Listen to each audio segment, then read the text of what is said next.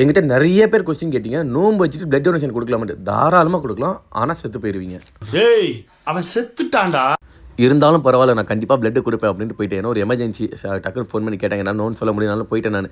சரி கேட்டால் நோம்பு இல்லைன்னு சொல்லிக்கலாம் அப்படின்னு பார்த்து இந்த பிபி காட்டி கொடுத்துருச்சு. நோம்பான்னு கேட்டாங்க, தெரியாமல் நான் ஆமான்னு வேறு சொல்லிட்டேன். பிரச்சனை எல்லாம் ஸ்மூத்தாக போய் பிளட்டை கொடுத்தலாம் நினச்சேன்.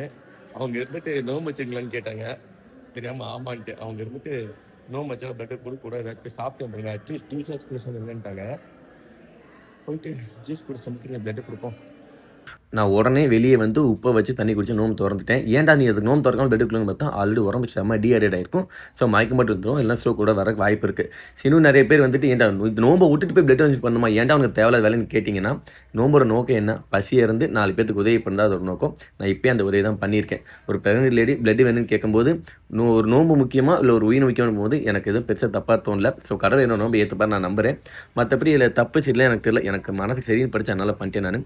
ஸோ நீங்களும் தாராளமாக வருஷத்தில் 4 பிளட் கொடுக்கலாம். எமர்ஜென்சி டைமில் தாராளமாக கொடுக்கலாம். உங்கள் உடம்புக்கு உங்கள் மனசுக்கு எல்லாத்துக்குமே ரொம்ப நல்லது. எனவே தேங்க்யூ. உங்களால் முடிஞ்சால் வருஷத்துக்கு 4 தடவை பிளட் கொடுக்கலாம். 3 மாதத்துக்கு கூட பிளட் கொடுங்க.